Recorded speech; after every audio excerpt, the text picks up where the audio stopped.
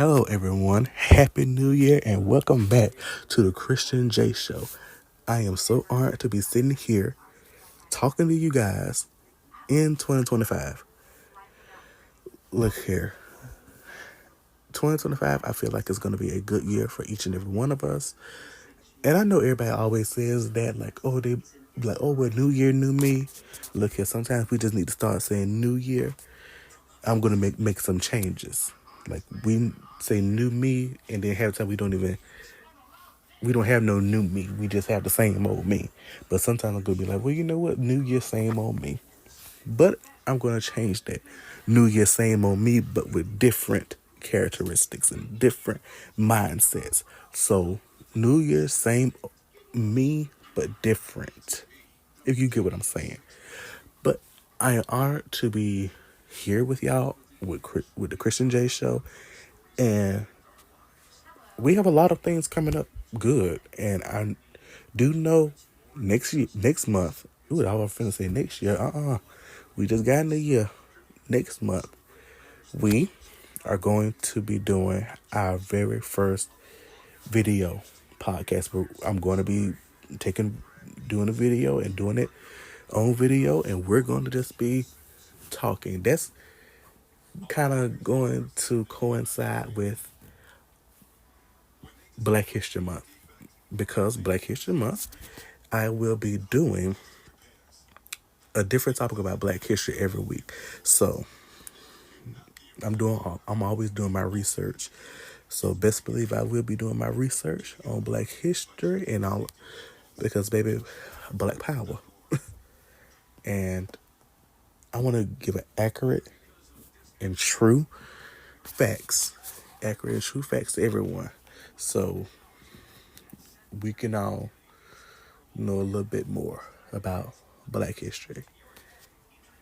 Now, I don't know how long those video things could be lasting, because I do have a job and I be tired, child. I be tired.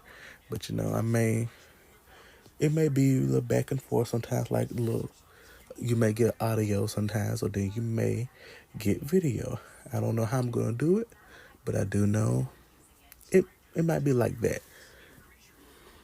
But I do want to announce that season three, that's going to be a little something, something. I do know that I would like y'all to subscribe to my podcast, my Patreon first, and then join the little membership. And I'm gonna tell you what you get out of the membership. You get exclusive content from episodes that I wrote down, but I didn't record, from this season, and then season 1 that was Christian's Corner, and then you're gonna be getting updates before everyone. That's before I put it out on other social media platforms, and then plus you get to request a topic that you want me to talk about. So go ahead and do that. I'll be talking more about it at the end of this episode. But since it's a new year, let's start off with some true crime. So today we're gonna be talking about the story of Ted Bundy. Now, I learned about Ted Bundy when I was in high school. And I can't remember did I take my forensic class my junior year or my sophomore year? I think it was my junior year. I took forensic science, and we had a project, and it was the serial killer project. But not serial killer, but it was like the serial box project. So basically, we had to choose a serial killer that we wanted to talk about and put it on the cereal box. So basically, we made a cereal box, but it was about a serial killer. If you get what I'm saying, it was a good project. Did I choose Ted Bundy? I think I chose somebody else. I can't remember that far back. Anyway, Ted Bundy was born November 24th, 1946 in Burlington, Vermont. Child, I almost said Virginia. It is Vermont, child. And he died January 24th, 1989. So, yeah, Burlington, Vermont. I don't know why I said Burlington, Virginia. Look at already starting off the year. So the number of convicted, confirmed victims. Oh my God, I am so sorry, y'all. Forgive me for all of this. I'm just excited to be back. The number of confirmed victims is unknown, but he confessed to more than 2 dozen murders before he was executed. So he may have had many more murders. But his childhood it wasn't a real, it was kind of like a sad childhood, to be honest. He was born illegitimately to his mother. Basically, he was born illegitimately. And he didn't have a good relationship with his stepfather. That's one of the key things that I took away from that when I read up on all of his stuff, everything basically. Because he difficult childhood and he was very shy, so that made him a frequent target of bullying. But he went on to college, had a good college career. He developed a series of normal emotional relationships with women. So basically, he had normal relationships with women. But somewhere down the line, he went cuckoo. Despite this apparent stability, he sexually assaulted and killed several young women in Washington, Oregon, Colorado, Utah, and Florida between 1974 and 1978. So he was sentenced to death in 1979 for the murder of 2 college students. In the following year, he was again sentenced to death, this time for the rape and murder of a 12-year-old girl. So he got that electric chair. He was in shock. He got that electric chair in 1989. Yeah. And I bet y'all didn't know this, but despite the appalling nature of his crimes, Bundy became something of a celebrity. So basically, he was like, okay, let me see who can I like give a, I can't even think of nobody. I can't even think of nobody out. Okay, so you know how everybody made Gypsy Rose into a celebrity after she was released from prison. That's what they made him as. But I feel like if it happened now, I feel like he wouldn't get the same treatment as Gypsy, because everybody turned on Gypsy like a couple of months, like a month or 2 months after she was released and everything. Everybody turned on her real quickly. Like, I mean, everybody, she should have just stayed in jail. Like, first she was calling for her to be released, and then now you hating on her. But I don't think he would have gotten the same treatment that she got. Yeah, I don't think he would have gotten the same treatment that she got. Especially now with social media, I feel like, oh yeah, there would have been so many edits of him. People would have been changing their names to having his name, his last name, and they username. Like, everybody would be trying to, they would be giving him a platform. They will be romanticizing him. They will be doing a lot of things, but they won't be hating on him like they did Gypsy Rose. So he basically became a whole celebrity. And then, he had a fan club, child. He had a fan club. When I tell you that fan club, when I read that, I was like, I know good and well he ain't got no fan club. Like, why would he have a fan club? Why would a serial killer have a fan club? And what type of sick person would want to be a part of his fan club? It said while he was on trial for the murders of 36 women, Ted Bundy had fans flocking to the courthouse. So, baby, they was out there with signs saying, "Oh, Ted, Ted, we love you. Hi, Ted." Baby, I hate to break it to you, but you might be, you could have been one of the ones he was looking at. And you up here, Ted.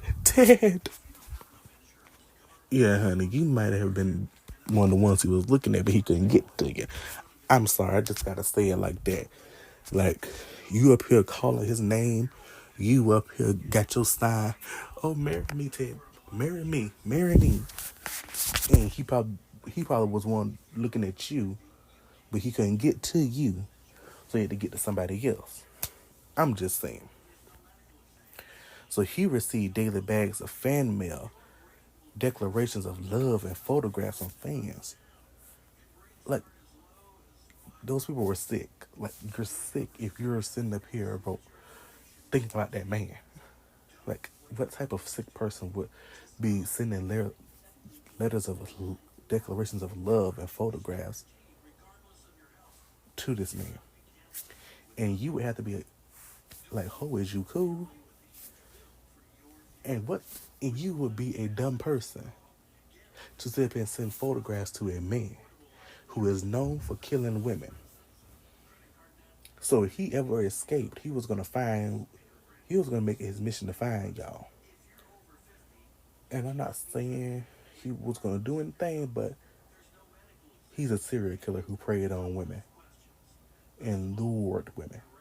So take that, do that, take digest that. So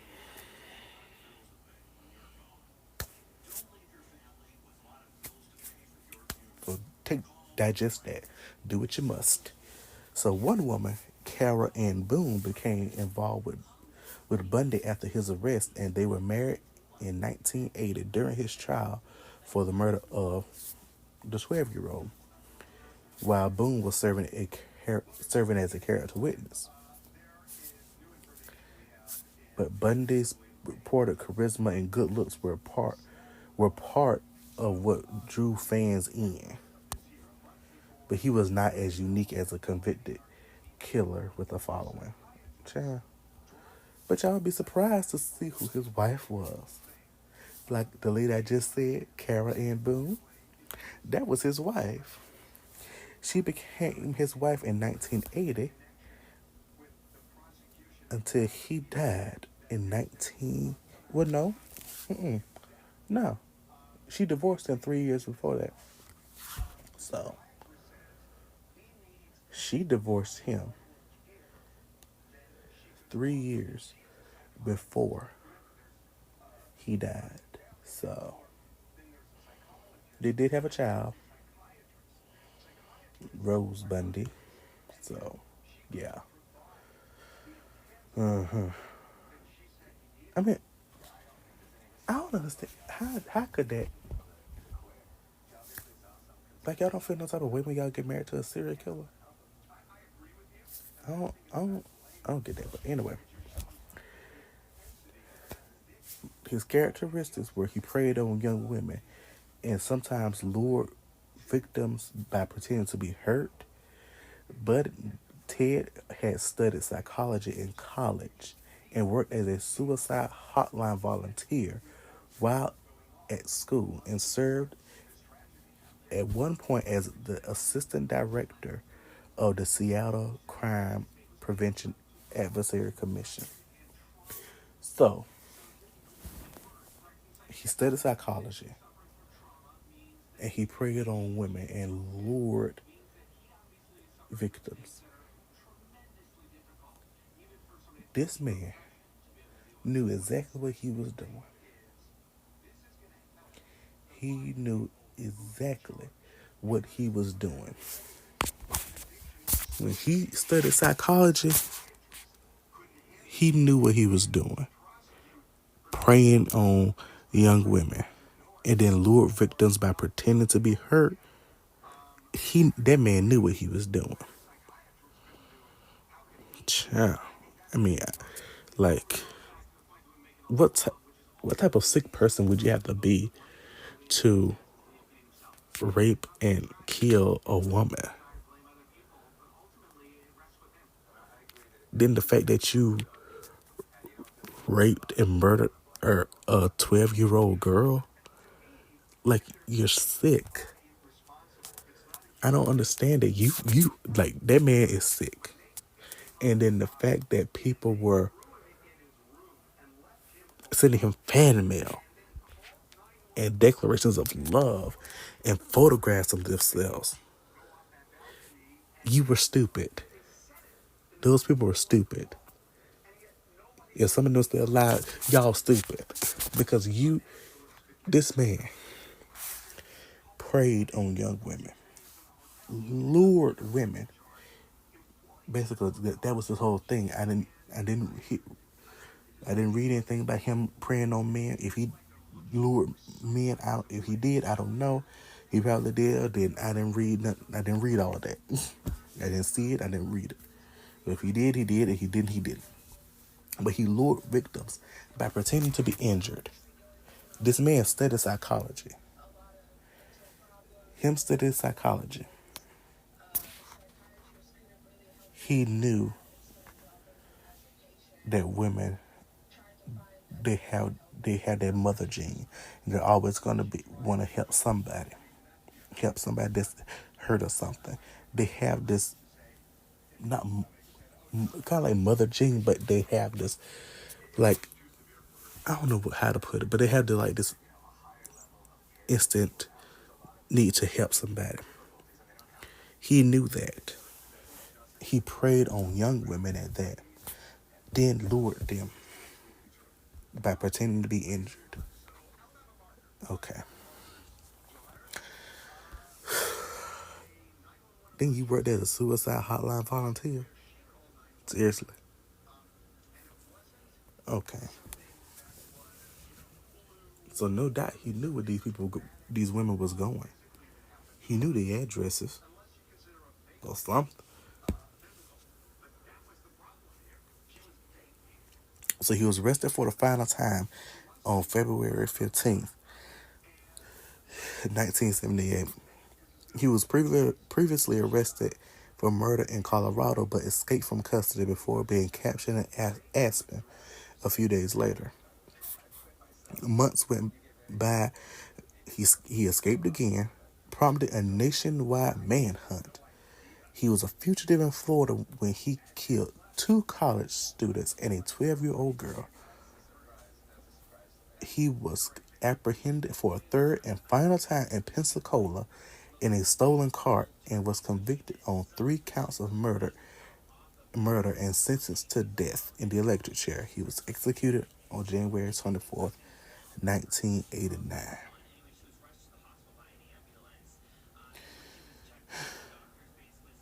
Like, seriously. And I tell you, when I was reading this, I was like, okay, like chills, like went down my spine because I was like, oh my God. And this ain't all. He had other names: Chris Hagen, Kenneth Meisner, Officer Roseland, Richard Burton, Rolf Miller. He went to the University of Washington. He wanted control. His motives were control and possession. And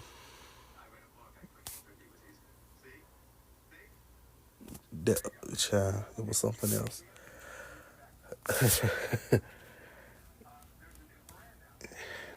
Neurocolophilia or something he had.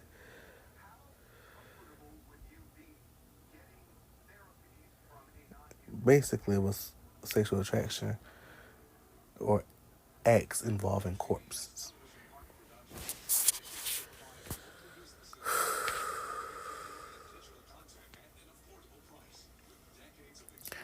The victims, 20 confirmed. He It was 20 victims confirmed. 30 victims he confessed to, but there are 36 plus suspected. So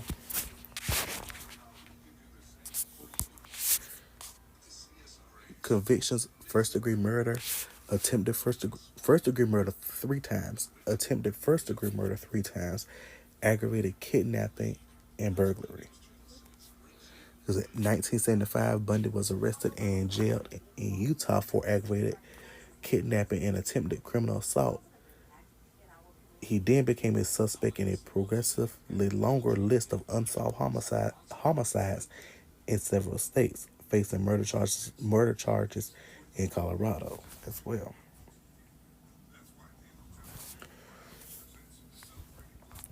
Biographer Anne Rule characterized Bundy as a sadistic sociopath who took pleasure from other humans' pain and the control he had over his victims to the point of death and even after. He once described himself as the most cold-hearted son of a bitch you will ever meet, a statement in which attorney Polly Nelson and a member of his last defense team agreed. She wrote that Ted was the very definition of heartless evil.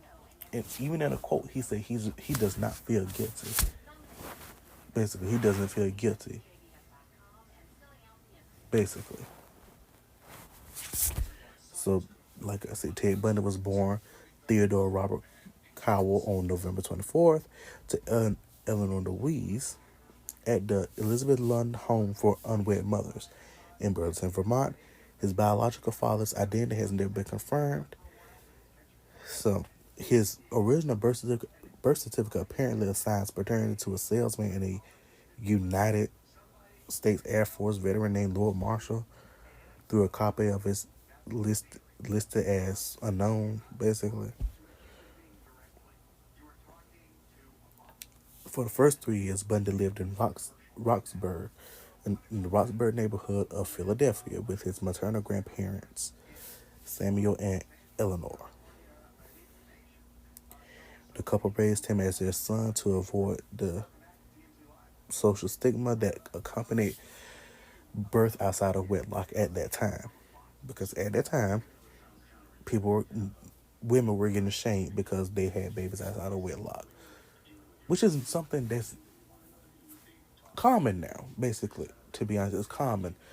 People are having babies outside of wedlock, men, women, like it's common. I mean, it would be a shame back then because that's how they were back then. But now it's common that people are having babies outside of wedlock. I feel like, okay, if you want to have a baby outside of wedlock, go and have a baby outside of wedlock, because you need to know what type of person you're going to be having a child with before you even hit that stage where you're going to get married. I mean, if you want to do it the traditional way and get married first, then have a child, okay, that's still you do whatever you want to do. I'm just saying, if you want to have a child first to see what type of person and parent that man is going to be or that woman is going to be, yeah, have a child first. Then, I mean, because you never really know a person or what type of parent that person is going to be until you have a child with that person. Like everybody can say, "Oh, I'm going to be the best parent, the best father, the best mother I could be." Then next thing you know, oh, they're not. They basically just abandoned their child, basically.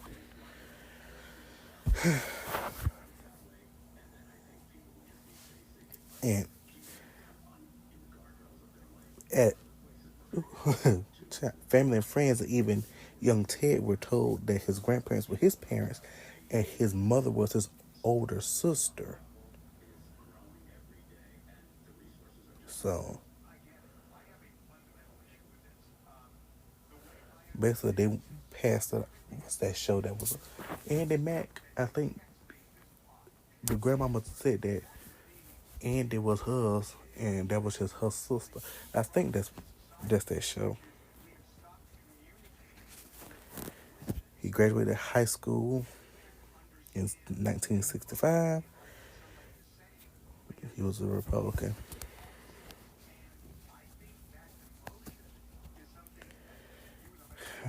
So basically, in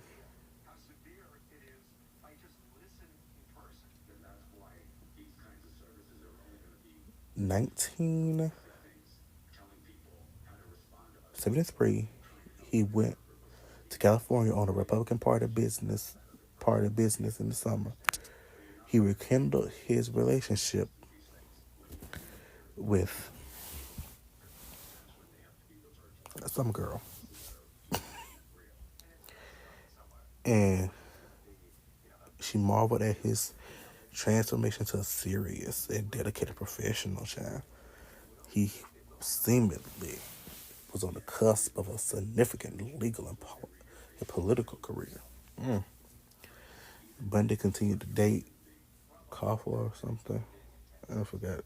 I can't even say the girl name, but neither one of the women were aware of each other. So basically, he was with this girl while he was trying to rekindle what he had with his ex. Mm. Cheetah, cheetah too. Murderer and a cheetah. Oh man, can't pick one thing, and if you did not choose the wrong option, I would say choose the cheetah. It's, he introduced her her to Davis. Some oh his somebody he introduced him to as his fiance. But in January 1974, he abruptly broke off all contact with Edwards. Her phone calls and letters were unreturned. When she finally reached him a month later, she demanded to know why he just ended their relationship without explanation. Oh, Diane Edwards. He told her he has no idea what she means and hung up. She never heard from him again.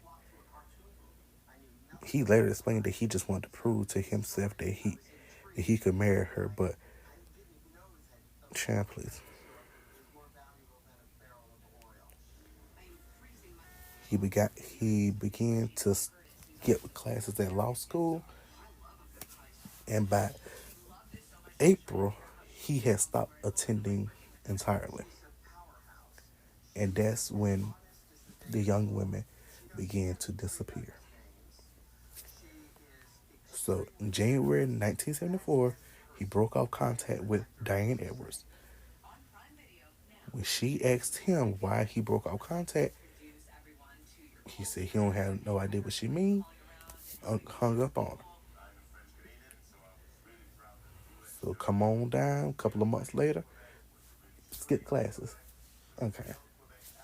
Now anybody could chalk that up to us. Okay, well I'm just gonna be like, well what? Okay, well he's probably just sick or something or whatever, or probably just do what all college students do: skip class. Sometimes college kids skip class. Don't like some people. Sometimes people do it. But then he stopped going to classes. Period. In April, just as young women started to disappear in the Pacific Northwest. Now, there are no consensus as to when or where he started killing the women. He told different stories to different people and refused to divulge the specifics of his earliest crimes, even as he confessed in graphic detail to dozens of later murders in the days preceding his execution. Bundy told Nelson that he attempted his first kidnapping at Ocean City, New Jersey in 1969, but did not kill anyone until sometime in 1971 in Seattle. He told psychologist Art Norman that he killed two women in Atlantic City while visiting family in Philadelphia in 1969. Bundy hinted to a homicide detective Robert Keppel that he committed a murder in Seattle in 1972 and another one in 1973 that involved a hitchhiker near Tumwater. whatever, but refused to elaborate, and as all killers do. Rue and Kemper but both believe that he might have started killing as a teenager. Bundy's earliest documented homicides were committed in 1974 when he was 27. By his own admission, he had by then mastered the necessary skills in the area before DNA profiling to leave minimal incriminating forensic evidence at crime scenes. So this man, he knew what he was doing, like I said.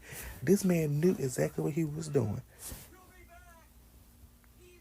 To leave minimal incriminating evidence, fingerprints, spit, whatever, sweat, whatever bodily fluid you could think of, to stop, to leave not much at crime scenes. Okay. Shortly after midnight on January 4th, 1974, around this time, he had terminated his relationship with Diane Edwards. Bundy entered the basement apartment of 18-year-old Karen Sparks, often identified as John Lenz, Mary Mary Adams, and Terry Caldwell. In his literature, a dancer and student at the University of Washington in Seattle's University District. After hitting Sparks with a metal rod from her bed frame, he sexually assaulted her with that rod. Oh, trigger warning, everyone. Child. Okay, let's see if I can get through this part.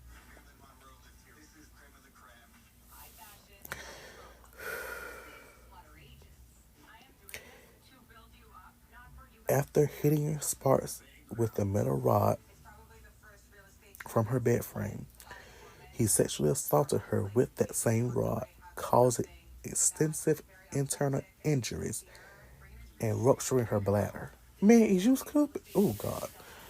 Sparks remained unconscious in the hospital for 10 days. She survived, but she was left with permanent brain damage and significant loss to her vision and hearing. Okay, it's bad that you hit her with her own bed, a rod from her bed frame. Did you have to use it on her? Like, oh my God, like, did you have to sexually assault her with her own rod from her bed frame? You already hit her. I mean, man. Then in the early morning hours of February 1st, Bundy broke into the basement room of 21-year-old Linda Ann Healy, University of Washington undergrad, who broadcast morning radio reports, weather reports for skiers. He beat her unconsciously, dressed her in blue jeans and white blouse and boots, and carried her away. He later stated that he drove Healy to a secluded area where he raped and murdered her before dumping her body. And like this goes on and on and on for years. How he strangled women. Not Georgianne Hawkins in the head with a crowbar.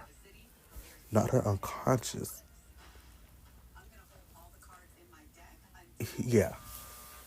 He strangled her and spent the entire night with her body. So like this man literally had sex with her body. She was dead and he had sex with her.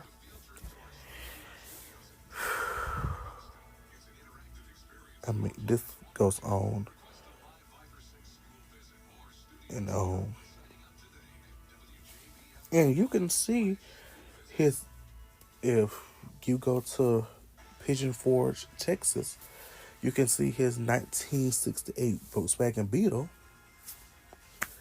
in which he committed many of his crimes is at the Alcatraz East Crime Museum in Pigeon Forge, Tennessee. So, if you are a fan of true crime and you like to indulge in a lot of this true crime stuff, that would be something that you would think about doing. Looking at that, going to see a lot of everything, going to see a lot of things. So, but okay, yeah, because that museum got even got the Ford Bronco from O.J. Simpson's murder case. So like this, it has a bunch of things. Now see me, I'm a little fan of true crime, but look at this Ted Bundy story that got me. Woohoo. Let me stop it right here. So y'all stop it right here. No, no, don't stop the episode. I'm finna stop the whole talking about it because this is much. I'm feeling sick. Like there's one thing to kill a woman. There's one thing to strangle a woman. One thing to do all of these things to women. But you raped this lady with her own metal rod from her bed.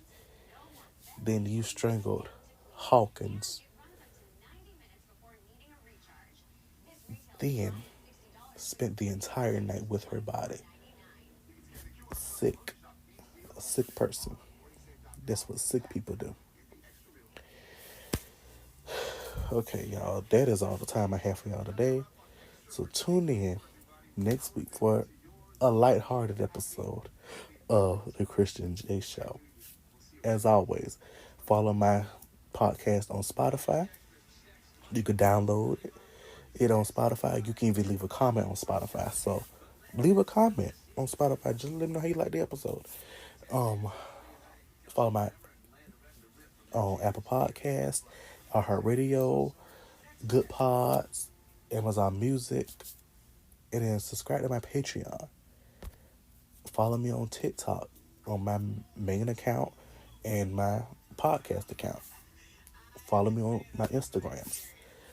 Everything is going to be right there on TikTok, my Instagram, and everything basically. You can find my podcast Instagram in my main account's bio on Instagram. So that's all the time I have for y'all today. So tune in next time for another episode of the Christian J Show.